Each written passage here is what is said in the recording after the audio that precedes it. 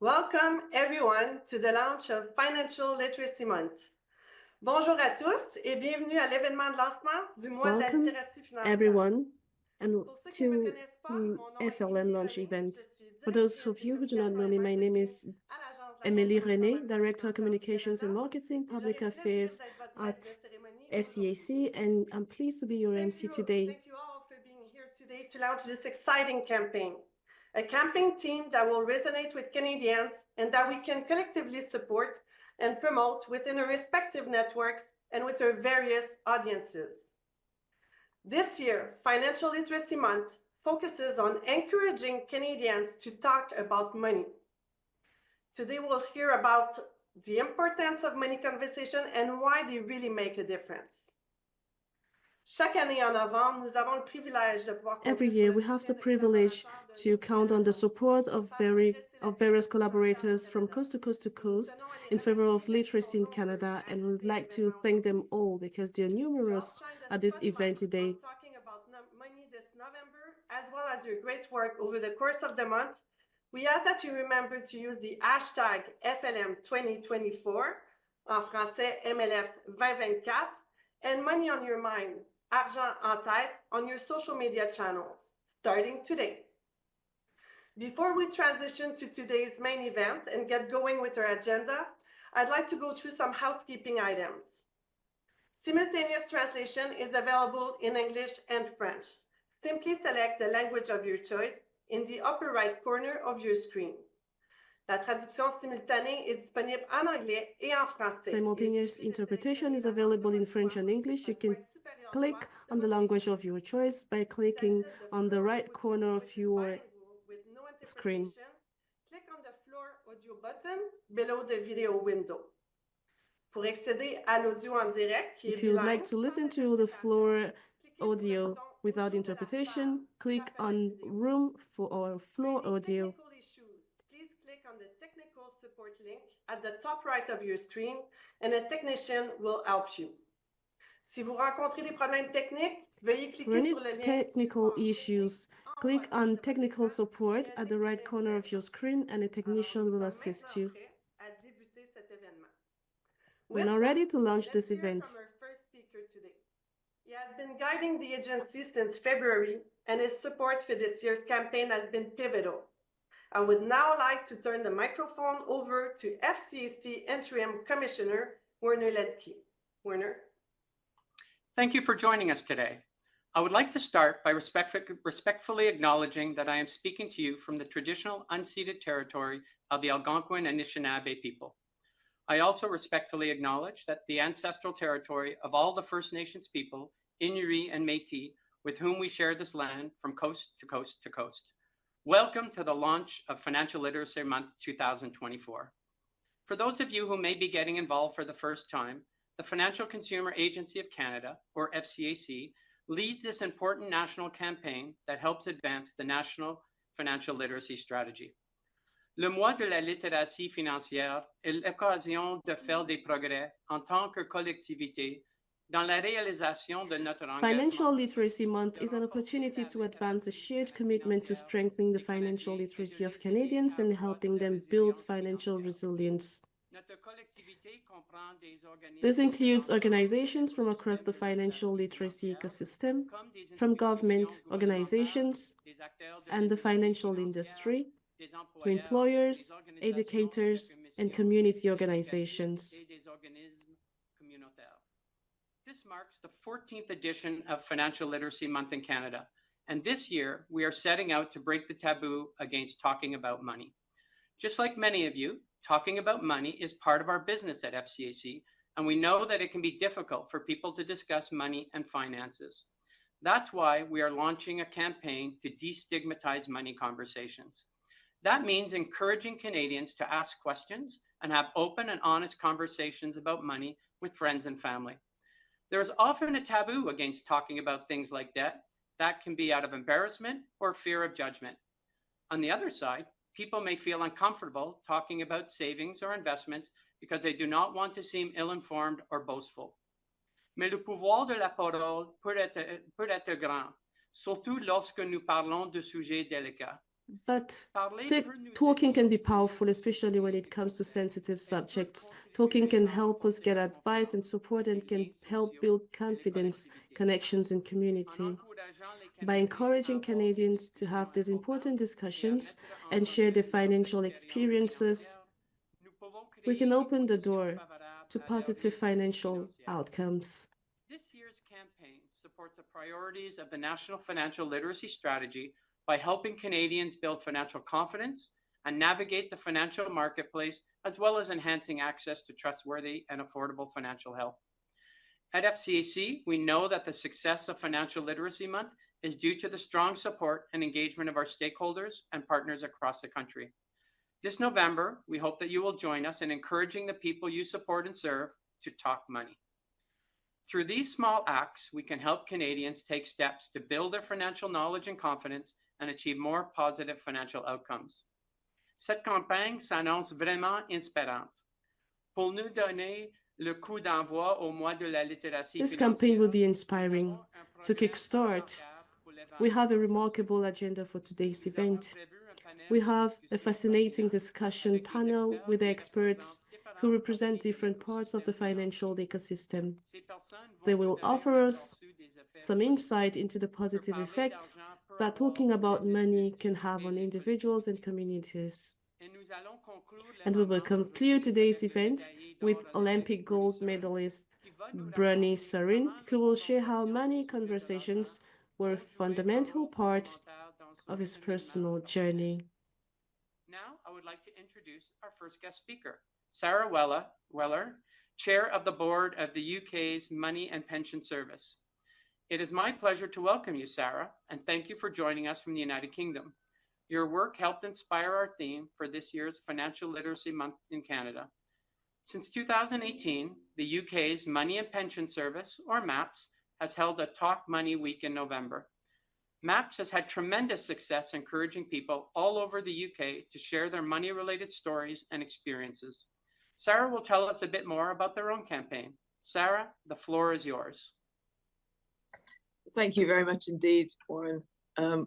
Good to be here, everybody, from a very dark and cold UK. So yeah, my pleasure to tell you just a few minutes about the Talk Money Week in the UK. I chair the Money and Pension Service, which introduced Talk Money Week around 8 or 9 years ago now, and it's grown every year as we've done that, with the insight being the one that you're pursuing, which is it's really hard for people to talk about money to other people. And this is just an excuse to get people talking. And once people start to talk, then it becomes easier to move them into action. So that's really what we've done. We have a big website called Money Helper. So all of our early work was to drive people into the Money Helper dashboard and get them to look at all the topics that we had online. Gradually, we've moved into this program being much more of a business to business program, something that actually we work through our partners to deliver to people. In terms of successes, I guess the big one would be the reach that we've got with the amount of money that we've had. We spend less than £100,000 on this in UK pounds a year, and we reach about 36 million opportunities to see. We know that at least 20% of the UK population has actually caught up with something going on in Talk Money Week, and the partners are now getting to a point where they're actually seeking to know when is it coming next time. We've worked through a whole series of themes. The one that we're working with this year is called Do One Thing, which was also our theme last year. Seems to work really well. And basically it's just encouraging people to make that small step. Now we've been talking about it for 6 or 7 years. Let's get people to make the first step, whether it's check their credit rating or have a conversation with their children about pocket money or anything quite small, but just to get them talking. So we now have pretty much all the UK banks take part with us. We work with local councils, with businesses, with social housing landlords, with schools, with other government departments. We'll run a drop-in session for MPs in the House of Commons this week to help them to understand what their constituents are likely to be coming and talking to them about. So it's been a massive success at really using money from our point of view very well. We have regional partners around the country. I think you may have the same. We have about 15 across the UK. We have connections into Scotland, Wales, and Northern Ireland. And actually, our regional partners spend months working with people to look at what they're going to do in Talk Money Week so that they can get the most out of it.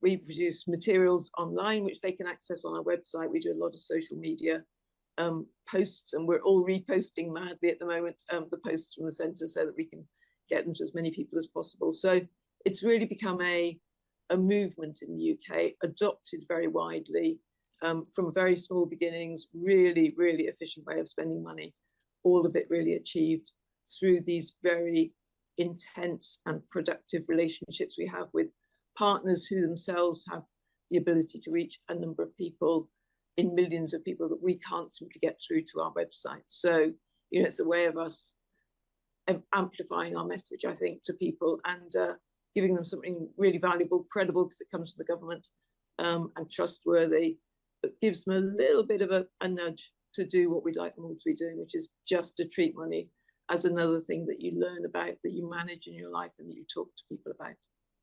So that's a sort of summary of where we are. Thank you very much, Sarah, for joining us today and sharing your experience with Talk Money Week. There are truly so many ways to start and grow those conversations about money. I hope everyone can see what inspired the team for this year's FLM campaign. FCAC has been conducting research and gathering data on conversation about money, and we see a clear link between talking about finances and increased financial confidence. Dr. Cyprien Sial, commissaire adjoint de la Direction générale de la recherche des politiques. Deputy Director of Policy Research at FCAC could, however, not join today. However, she wants to give an update on the Financial Literacy Month. So she recorded a video which we'll show in a while. Panel discussion with guests from the financial literacy ecosystem, moderated by Ruth Stephen, Director of FCAC Behavioral Finance Lab.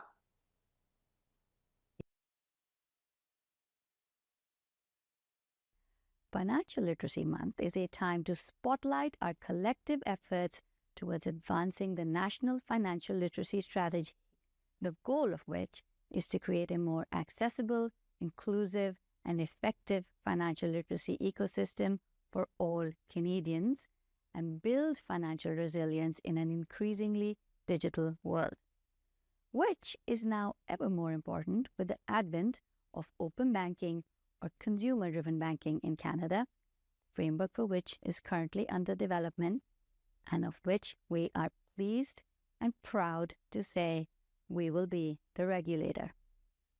No one is better positioned to do this given our operational experience being the current market conduct regulator for banks and the expertise we have given all the work we do under the aegis of the national strategy directly and in collaboration with our stakeholders to understand consumer needs and behaviors. And one of the pieces of that puzzle, of course, is financial confidence.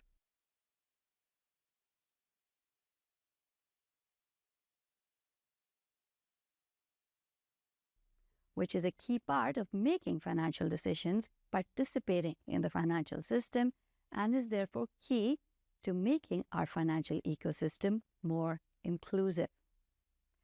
And in that regard, we have done some really exciting and cool research that was aimed at increasing the financial confidence of young women and girls, and which shows that simply thinking or talking about money can increase the financial confidence of young women. You will hear more about this exciting research very shortly. And of course, this also aligns perfectly with the theme for this year's Financial Literacy Month, which is Talk Money. Before I hand over the baton, I'll take a moment to acknowledge all the adopters of our National Strategy Measurement Plan. This last year, organizations from across our diverse financial ecosystem have joined us as adopters, including Scotiabank, ECLR, the Financial Resilience Institute, Credit Canada, the Financial Services Regulatory Authority of Ontario, and the Canadian Investment Regulatory Organization. The measurement plan is, of course, key to assessing our collective impact, sharing and scaling our successes.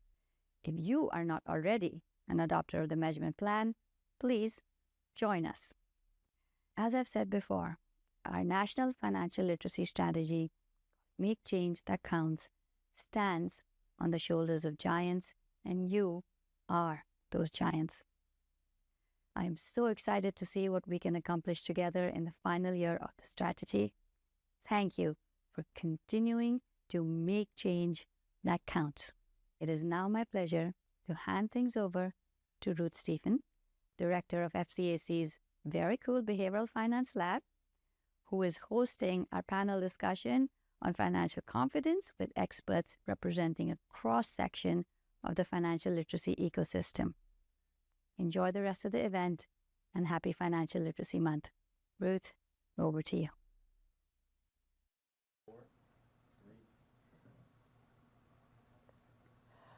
Thank you for the introduction, Supriya. Welcome to our panel discussion. Bienvenue au panel. I'm excited to get started because we know how powerful talking about money can be. In fact, FCAC's research shows that there are many benefits to talking about money, such as increased financial confidence and better financial decisions.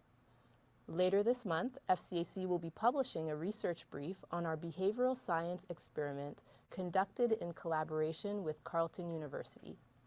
In this study, we asked young women to share personal stories about money and explanations of financial concepts.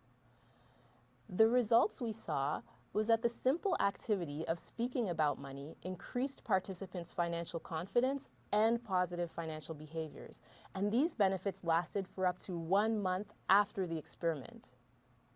Nous savons également, d'après les constatations préliminaires de We also know from preliminary findings of the FCAC's Canadian Financial Capability Survey that Canadians most often turn to friends and family when they need financial advice. This shows how conversations about money can have a real impact on the lives of Canadians. It also goes some way to explaining why we've decided to focus our Financial Literacy Month campaign on this theme this year.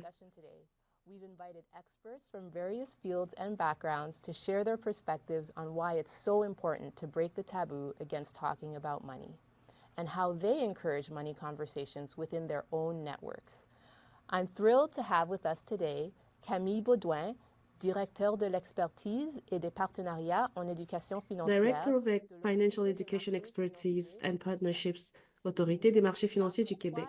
He'll explain why the AMF has recognized for many years the importance of breaking the taboos surrounding conversations about money and how they continue to address this issue through advertising campaigns and their Quebec strategy for financial literacy.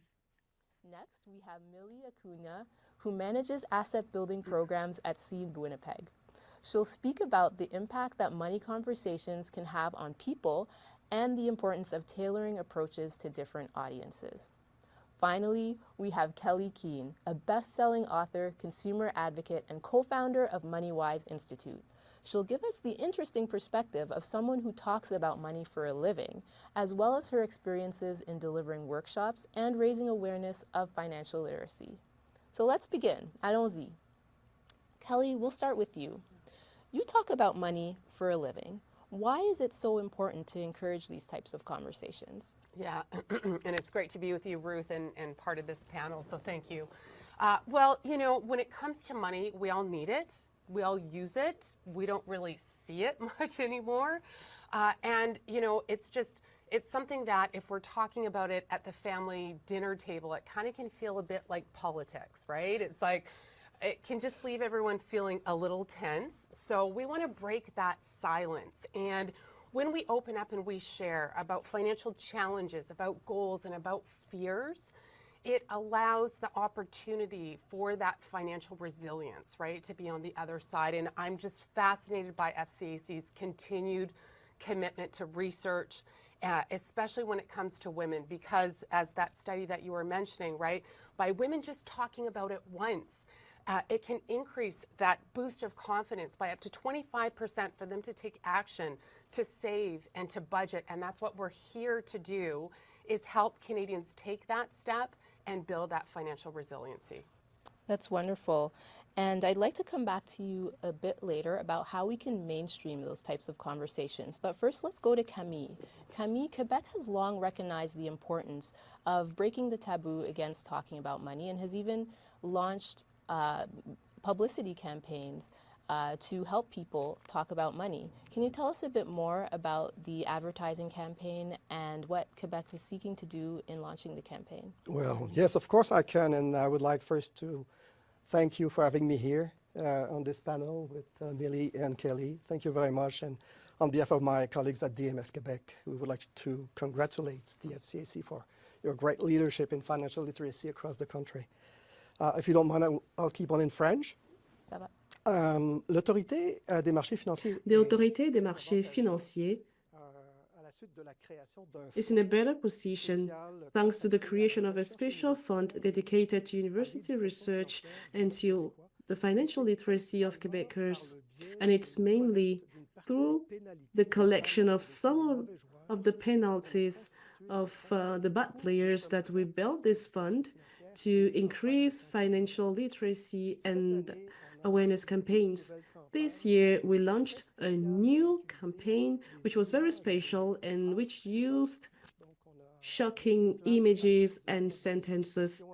After several consultations with our internal experts, and after paying attention to the calls we receive and the complaints we have to process, we told ourselves that we need to convey a strong message, not to talk about financial literacy, but to raise the interest of Quebecers to get interested in financial literacy. So we launched an advertising on social media and on TV, where we have a young embryo who is talking to his mother and telling her that finance is easy, and he concludes with a very interesting finance by saying that there is no age to get interested in financial literacy. So far, the campaign has been a success, and we want to continue it. And it's also a wonderful conversation starter. Yep. So just on that point, having conversations about money. Millie, I'd like to turn to you. Several years ago, Seed Winnipeg began a money management course where you spoke about money with various communities, newcomers to Canada, Indigenous peoples, and part of that was how you tailored the approach to discussing money with these individuals. Can you tell us a bit more about that? Ultimately, financial literacy or financial knowledge is an essential life skill. But what's equally important is how people learn about financial literacy, how service providers like myself deliver this information, recognizing that every one of us have very different experiences, unique stories of how they manage money.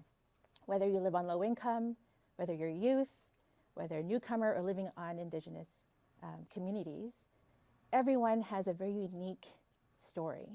Recognizing that, how do we share this knowledge? How do we effectively share and give people the chance to understand financial literacy?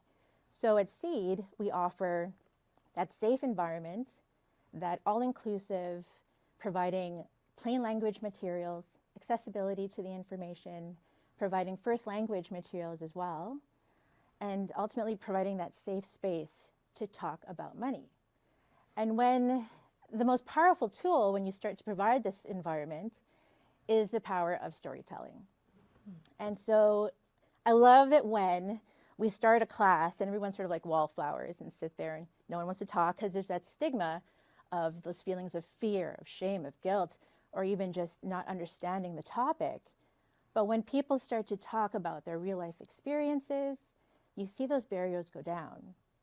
And ultimately there's a sense of community of, you know what? 2 years ago, I had that same challenge. Here's what I did. Or, you know, this person didn't have the resources to apply for benefits they thought they were eligible for. Let me walk you through that. The power of storytelling is the most effective way for teaching financial literacy. That's wonderful. Thank you so much, Millie. And I love that you emphasize the power of storytelling because research shows that facts that are delivered through storytelling are 20 times more likely to be remembered. And in addition, the learning that happens through storytelling is remembered over a longer period of time and more accurately than if learning happens through just conveying facts and figures. So the power of storytelling can't be underemphasized. And we all have our own stories to tell, right? We all have experiences where we've managed money and that we could share with others. And Kelly, I'd like to turn to you on that point, because there's this new concept of loud budgeting. So can you tell us, what does that mean? What's the response you're seeing from people with respect to loud budgeting? And tell us a bit more about its impact. So this is a social media trend that's been going on for a little while now, and talking about storytelling.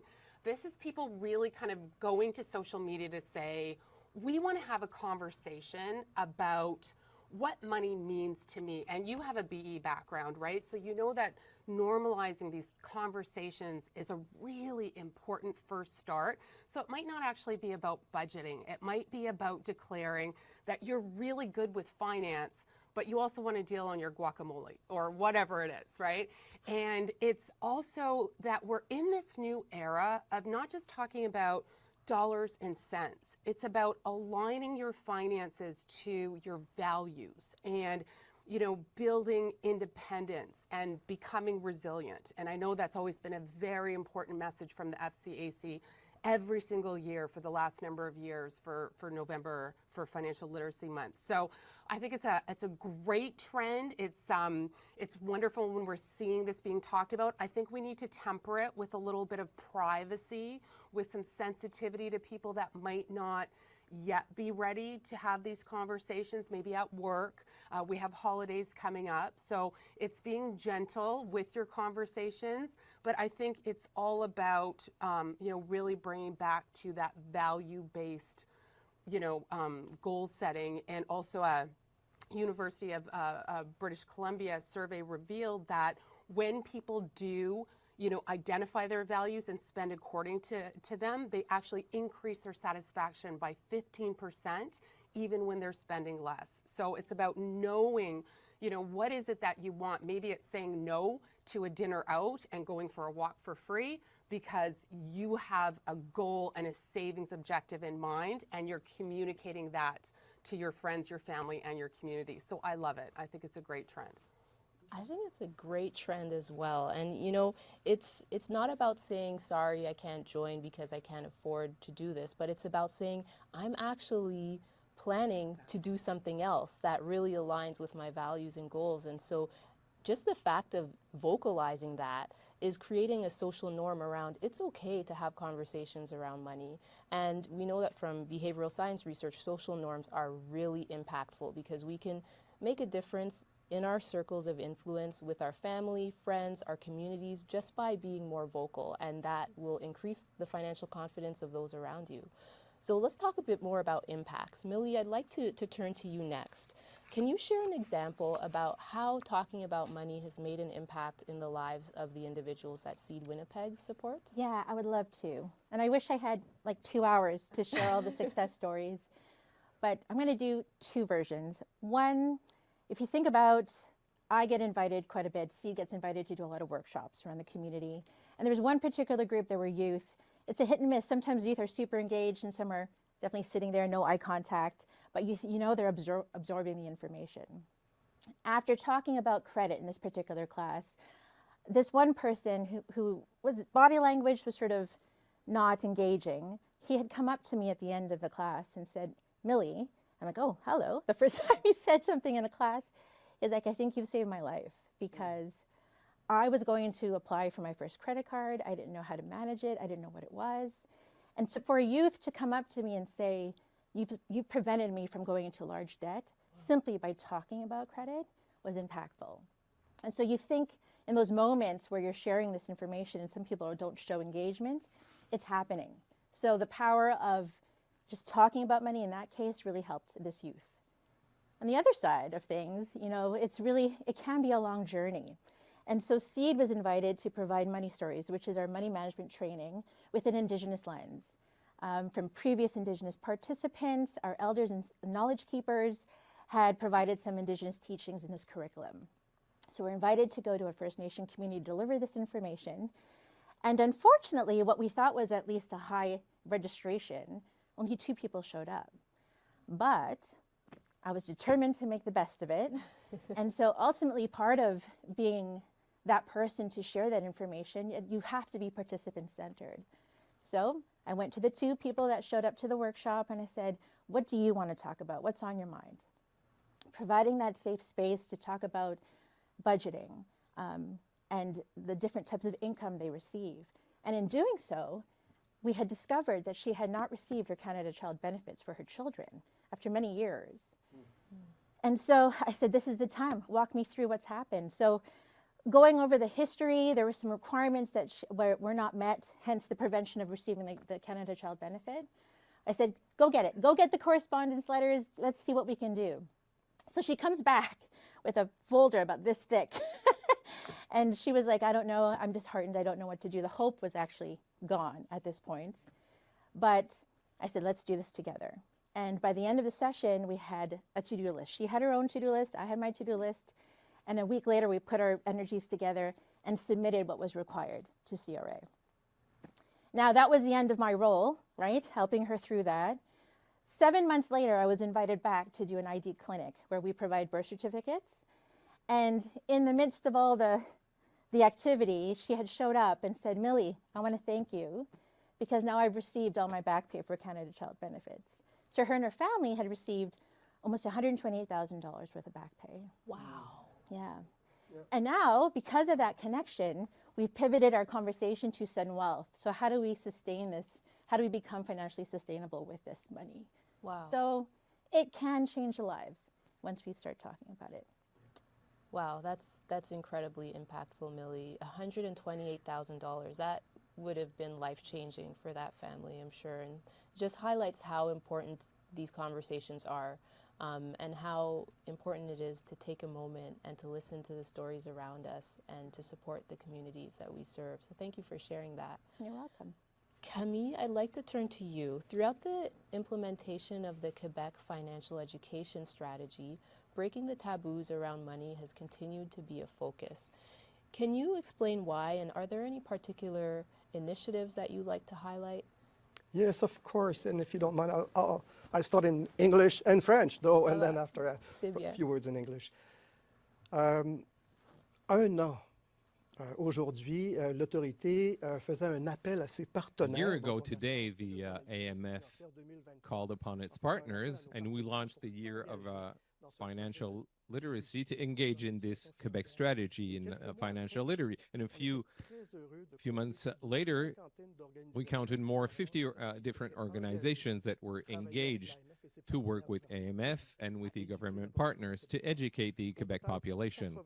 More than 80 initiatives were identified in the action plan, and among these initiatives, many of them talk about the importance of talking about money.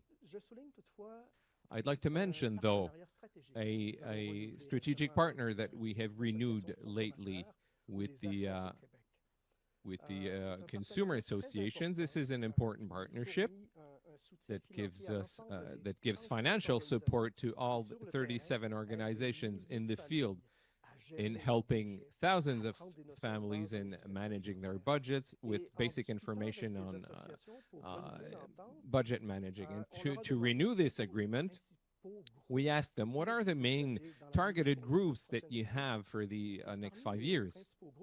And among the main groups, they've identified men. So I asked why men would be a target group for budgeting consultant on the field. And the answer was quite easy. I mean, according to their expertise on the field, men tend to wait too long before asking for help. And when they ask for help, they are bringing huge financial problems. So I do the link with this wonderful theme of the Financial Literacy Month 2024. It is so important for us all together to work to encourage people, whatever there are men, women, youth, seniors, native people, whatever. It's important for us to work together to encourage people to talk about money. It saves life. Absolutely. C'est vraiment important de mettre fin à la It's really important stigmatisation to end the stigmatization regarding conversations about money. around having conversations about money. And it's not about, you know, asking for help as a sign of weakness, but it's actually a demonstration of the willingness to move towards strengthening one's own financial confidence, around greater financial empowerment, and having those conversations the outcomes are typically a lot more positive than not having them. So, Yes, totally agree so with thank you so much for sharing that example.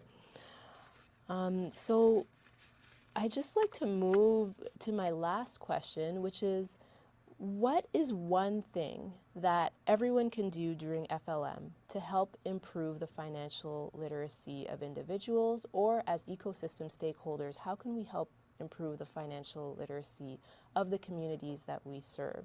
So I'll turn to you, Kelly, first, and then Camille, and then Millie. So I'll pick two, one for consumers and one for stakeholders. So I think it's finding that money buddy. It's finding someone you trust, if it's a family member, a friend, if it's a financial advisor. I'm doing this fun little Instagram series with my mom, talking to my mom about money, inspired by the FCAC all throughout the month. We're going to start in a couple of weeks. And she's in her mid-80s. We've talked about money my entire life. She shared with me, Ruth, things that I didn't know, that she had taken from her mom and that has been passed on to me. It was illuminating to just ask her some questions about money. So, you know, maybe also look to the loved ones in your life. It doesn't have to be pointed questions. It can just be, what does money mean to you? Can start to open up questions with people, a conversation that are uncomfortable about it. And for stakeholders, it's really getting those resources out, which I know a lot of the stakeholders are doing a wonderful job in Canada. The FCAC has an incredible resource base. So, you know, pointing to all of your tools and budgeting apps and resources. And, you know, just I think the most important thing is the tone, right? We're seeing the tone shift, that it's positive. You can do it. There isn't the shame, especially since coming through COVID. So I think tone can't be, you know, understated for sure. Yes, wonderful. Thank you. Oh, si j'avais un conseil à donner, ce serait If I peut-être had aux one parents, advice, it's maybe to parents, parents of teens. It's not always easy to talk about money with our kids. They're in their first experiences in terms of finance. To introduce this difficult subjects, financial education is not that sexy. So parents, talk about subjects that your teens will like. And it's important to listen to them, to let them talk about their projects and passion. So, and the more that we'll talk about it, we can introduce notions of financial education. They can talk about crypto, social media, influencers. Let them talk.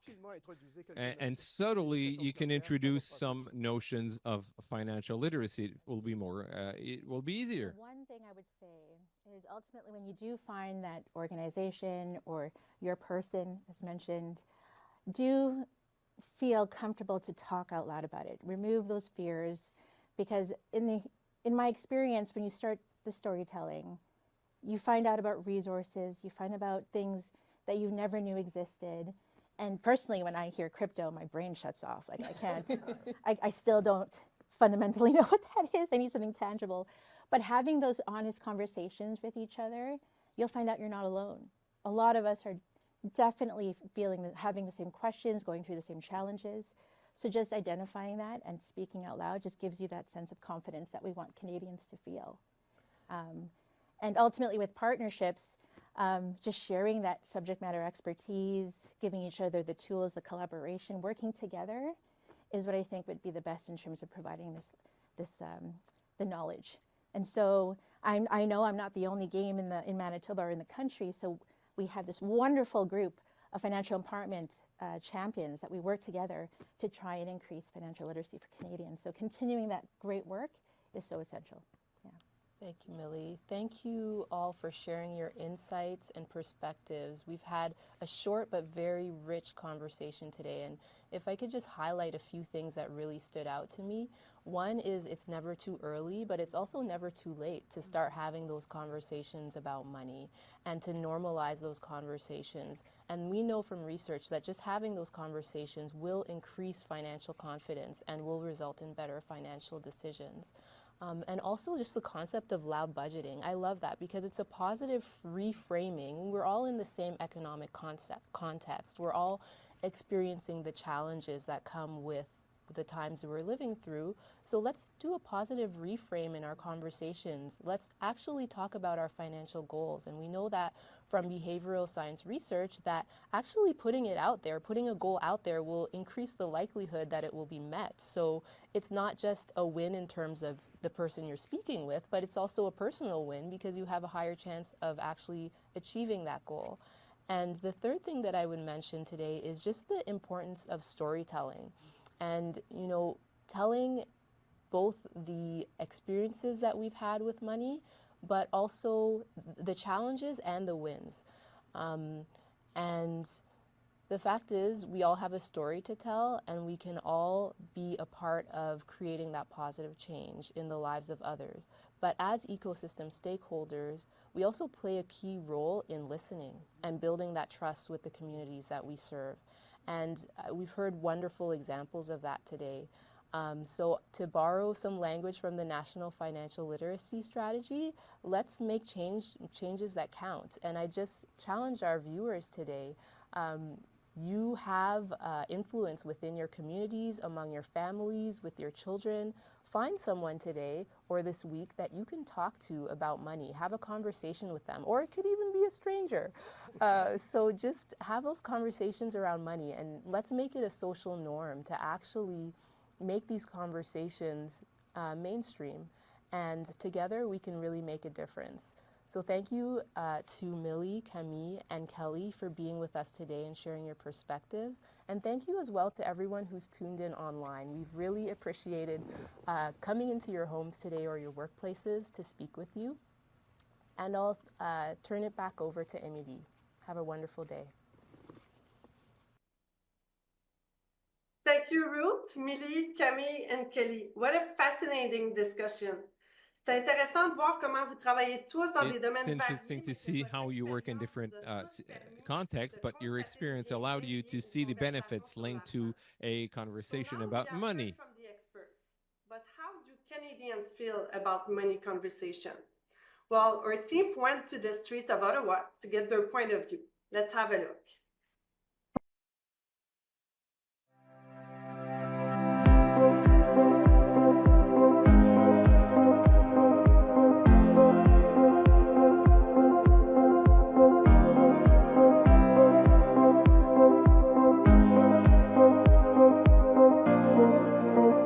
We, as friends, we never discuss how much money we have, how much money we make.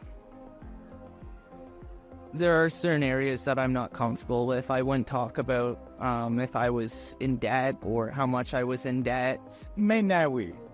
Quand j'étais petit, non, mes parents ne parlaient jamais de ça. Mais avec mes enfants, oui, j'essaie d'en parler plus régulièrement. Well, I'm comfortable with my parents, obviously, but I don't really talk about it to my friends. Moi, je suis à l'aise. Je trouve que plusieurs gens sont pas à l'aise.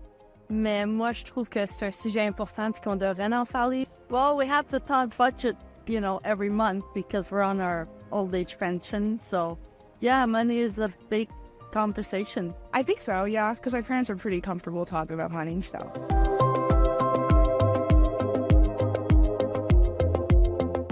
I feel like we tend to only talk about when we're doing well, when we're doing good, and try and avoid those areas. I feel like they are considered a little taboo. No, a taboo.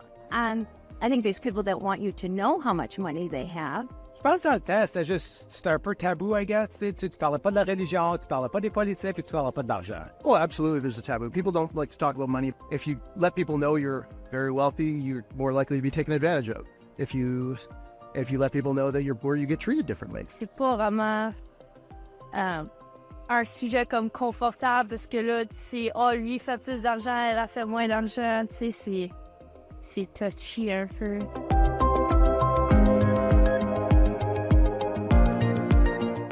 You know, at some point, most people are going to get into debt, but you can overcome it, and talking to people about it isn't necessarily a bad thing. In fact, they might be able to help you. For me, the tuition is a little bit like heavy, but it's because it's a little bit taboo to talk about money. So I cannot actually ask people about like, how do you search about scholarship? How do you manage it? C'est vrai que le plus qu'on parle d'argent, le mieux on s'y connaît dedans. Le plus que tu en parles, le plus que le restant du monde en parle aussi. Puis tu vas voir qu'une fois que tu commences à ouvrir ces portes-là, tu sais, ça va bien plus vite, ça va bien mieux pour tout le monde. Puis tu vas voir que les autres personnes en dessous de toi vont en parler aussi.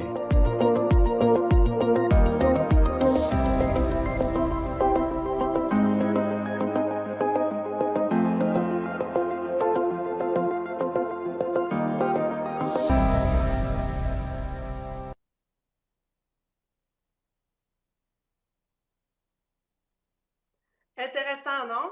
And I think we can all relate to some of those comments.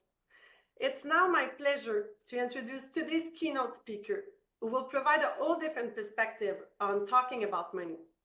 Durant plus de 20 ans de carrière dans le sport, il a For établi more de than nombreux 20 years in sports, he's established many Canadian records with his explosive speed and, of course, through his will to succeed. During the Summer Games in 1996, he won gold for Canada. I am very pleased to welcome Bruni Surin to share his own experience with us.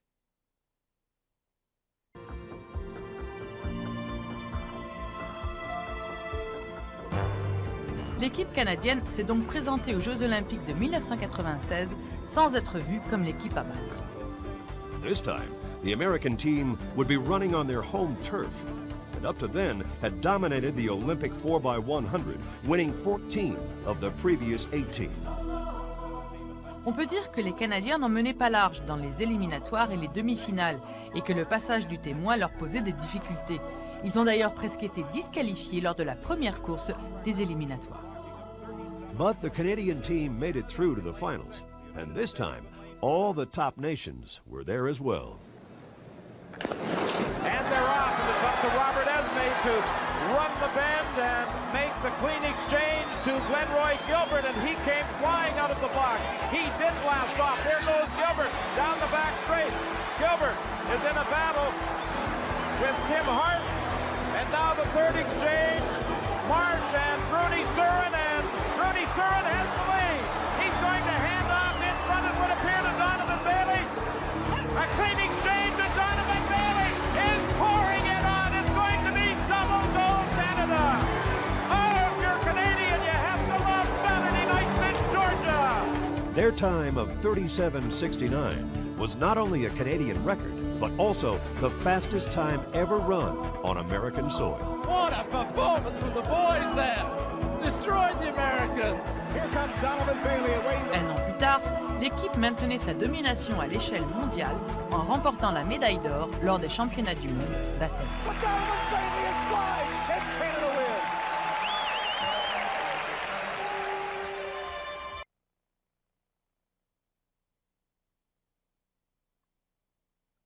Good afternoon, everyone. First of all, thank you, Emily, for this great introduction. I want to thank every one of you for taking part of the launch of the Financial Literacy Month. It's such an honor for me to guest speaker of such an important subject. And through the couple of minutes that we're gonna spend together, I'm gonna tell you a little bit about my journey and athletics, and also when I became aware of the importance of talking about finance.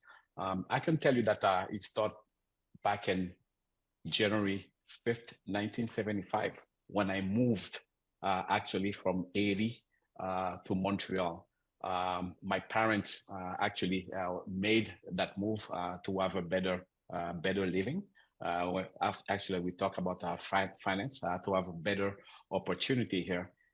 It wasn't easy transition going from Haiti to Montreal, especially we came in the winter time. I can tell you that yes, we were very cold and everything. But one thing that's very important back then is like my parents moved in Canada 1 year before myself, and I had two sisters back then in 80. The reason why actually is the subject that we're talking about, finance. They didn't have the enough money to bring all the family together at the same time. But yes, it was a challenge for them, but thank God, luckily for them also, so that my parents knew already people that were in Canada. So it was kind of a coaching. They had the coaching for them to say, okay, well, this is how the finance goes here. Like you have to pay for the rent and everything. Especially in wintertime, you have the heat and everything that we didn't have in 80. So I could say that the transition there was well. We immigrate. Everything was perfect. And one thing also I remember that my mom told me, it's yes, we are in a new environment. There are challenges, but at the same time, we have great opportunities here. And my mom, I remember she told me that all the opportunities are here. It's up to us, kids, myself, to go seize them. And I remember also she told me that the opportunity are there. And don't forget anything, my son, in life, there is no shortcut. That means that you're going to have to work hard, perseverance, and don't cheat. Whatever you do, don't cheat, because if you cheat, one day or another is going to get back to you. So I was raised in the mindset that I'm going to go seize the opportunity, I'm going to work hard, and I'm going to succeed, period. So that's why I remember clearly back in 1984, at 17 years old, watching the Olympic Games, and I saw an athlete, American athlete, winning the 100 meters, Carl Lewis, fastest man in the world. And I always did sport. Like back in 80, of course, it was soccer. And once I came here, phys ed, I love my phys ed class and everything. I always did sport, soccer and everything. And now I had the fastest man in the world that I was watching on TV. And that became my dream. And I said to myself, one day, my ultimate dream is to be faster than my idol. And then when I share that dream to my friends, family, and everything, that I was so excited, to my big surprise, I would say 95% of the society didn't believe in that. 95% of the society was telling me that it was impossible, that I was daydreaming, that I was going to waste my time, and I didn't have the money. That's very important. I didn't have the money to buy sports equipment. I didn't have the money to travel, to make training camps and everything. And what did I have to do? I had to knock on doors. I had a convenience store next to my house. I went to see the owner, and he couldn't help me. And I went to another business, and finally, at a restaurant, the owner wrote me a check of $500. It's with that money that I went to buy my first pair of shoes, and I started competing. And I started competing like in Montreal and Quebec and Sherbrooke, and I started doing some training camp abroad, like in the United States. And that's how I get to the national team. To make a story short, first time I was aware of actually talking about money, I remember just before I participated in my first Olympic Games in 1988 in Seoul. During that season, I remember very well, I was in Tokyo, Japan, and an athlete came to talk to me, an international athlete who was much better than me. Me, I was just starting. And he was asking me question about money. How much money did I get from the competition? At first, I was shocked, because at that time it was very, very taboo to talk about money. I think that today it's better, but we still have a lot of work to do, like promotion, like we're doing now. to promote that. But back then we didn't talk much about money. But I was open to that, and I started telling him, okay, what my situation was and everything. So by talking, by having this dialogue, that's where I found out. First of all, I could have more money than what I got. Plus, I could have bonuses that I wasn't aware of that. But why I knew about that? Because I had this conversation, and that same athlete, he was from Ivory Coast, and after that we became very, very good friends.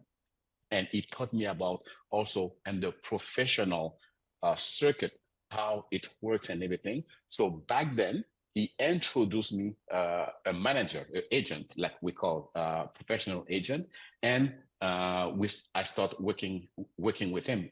He was Italian, and I remember the year after the Olympic 88, 89, what I did, j'ai été m'installer à Sienne, en Italie. I went to Siena in Italy, 2 hours from Rome, and this is where I started my career, my professional career, by starting going to competitions everywhere in Italy, and that's where we had appearance money. Sometimes we had $500, $1,000, and sometimes I couldn't enter competitions, and this how I became a professional athlete. And a few years later, 1992, first time I run the 100 meters at the Olympics, I came in fourth, and this is where we started seeing more money from sponsors. And this is where I also learned through sports that you need to have a team, a trainer, you need a chiropractician, and these people can bring you to a certain level. I did the same thing with finance. I created my own company. Still today, it's Sprint Management Inc. with my lawyer. I'll also have a financial advisor who know about finance, and I can have this conversation with them. And this has really started this transition from amateur to professional athlete. This started in 1992. And following this, 1996, as we've seen in the video at the beginning, I look at that video, and today I still have goosebumps. Olympic champion, 1996. Canada wins the gold medal. And when I remember at the beginning, people were saying that it was impossible. And we won in 1996, and recently I was mission lead for Team Canada in Paris, and we won a record of medals. And the cherry on the cake is I've been a witness in seeing the Canada team winning the 400-meter relay. Once again, team spirit, because individually we weren't the favorites, but when we could assemble a team, everybody pushes in the same direction. And what I say often is we can create miracles. So it's the same thing that I apply to my financial structure. It's still the same team today that's around me. I'm not alone. There's my accountant, there's the fiscalist, there's a lawyer, and we talk openly about finance. And the transition between athlete and retirement, that was this had to be planned. I said to my team, this is my goal after sports. I wanted to build my dream house. I wanted to start in business, but all of this was calculated and planned with my team. I think that I had a great career. Yes, in terms of performance and in finance also. And I said to myself, what can I give back now to the younger generation? After retiring, I was an agent for athletes. I did this for 12 years. And what was I teaching to my clients and athletes? Yes, you need to have them as much money as possible. You need to be balanced. Set some money aside, because we see so many athletes, even professionals in football or basketball, they earn millions and they spend a lot of money, and when they retire, they go bankrupt. So I was with athletes that didn't win millions, like hockey players, but I always said, be open, be transparent, and plan. And I was offering them my team to help them, though this was a great transition. And today, what I want to do is to talk about even more about money, because I know the benefits. And in terms of confidence, we can even more confident. And research show that if we are more aware and we're more intelligent financially, this is why today I really feel, I don't want to say lucky, but I'm privileged. I have all this team around me, and we do great things. And this is what we want to give back.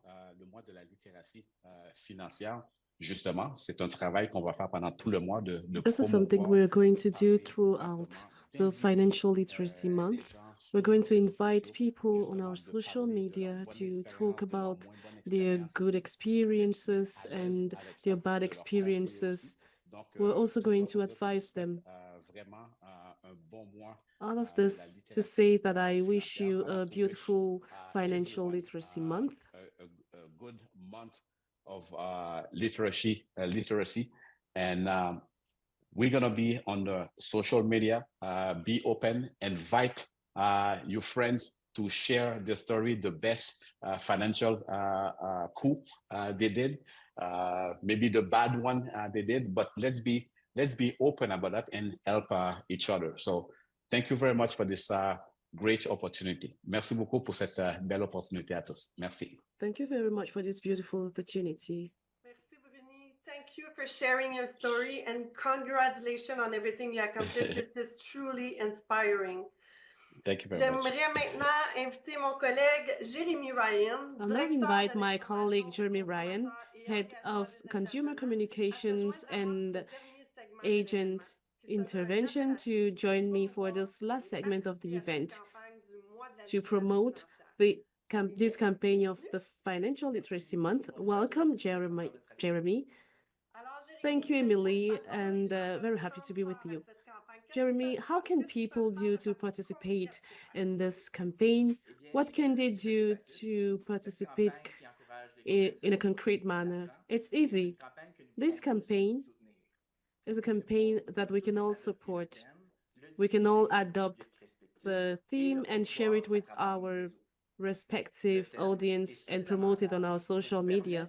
The theme is big enough to help you customize your initiatives or communication activities, be it podcast, posts on social media, or even conversations with clients, family, and friends. FCC has developed a stakeholder guide along with digital images, social media messages, and ready-to-use article. This promotional toolkit is available on our campaign webpage at canada.ca/financial literacy month. Stakeholders can also spread the word by encouraging the Canadians they support and serve to do one thing to boost their financial knowledge. That one thing might be checking their credit score, talking to a friend about budgeting, or using FCAC's free tools and resources. We'd love for everyone to share their one thing on social media and conversations, or in other ways to inspire other people to do the same. Of course, please remind people to protect your personal information, like bank account numbers and credit card details. We wouldn't want to share that. Les Canadiens peuvent également agir et poser Canadians can also make one gesture or visit our webpage at canada.ca/financial literacy month to have access to important or relevant materials, or simply talk about money with their friends and families. Financial Literacy Month. So how Canadians and stakeholders can join the conversation? They can simply use the hashtag FLM2024 and hashtag Money on Your Mind on their social media and share information and resources with their networks. They can also take part in our FLM social media challenge. Oh, un défi, c'est intéressant. Ça, peux-tu nous donner un petit peu plus de A challenge is détails? always interesting. Can you give us more We're details? asking Canadians to share the best decision or the worst decision they've ever made as part of their financial literacy journey, along with any lessons learned. We're also asking that they tag 3 friends to take part in the challenge. I'm up for the challenge. Are you? Absolutely. What is the best or the worst decision you've made, Jeremy? En étant étudiant à l'université, While I was a student at the university with a very limited budget, I applied for a credit card offered by a financial institution on the campus. I thought it was useful. After a few months and after a few shoppings, I reached my credit limit and I knew that I could not pay back that debt. I'm very much familiar with this. Yes, I think it's very common. I was ashamed to discuss this with my friends, but when I did it, they helped me put a plan in place to pay up my debt. This experience is the simple gesture of talking with someone influenced my financial journey. And a good way to end this very special event. On behalf of the Financial Consumer Agency of Canada and all our speakers today, I'd like to thank you for attending and happy Financial Literacy Month. Merci à tous et bon mois de la littératie financière. Thank you, everyone, and happy Financial Literacy Month.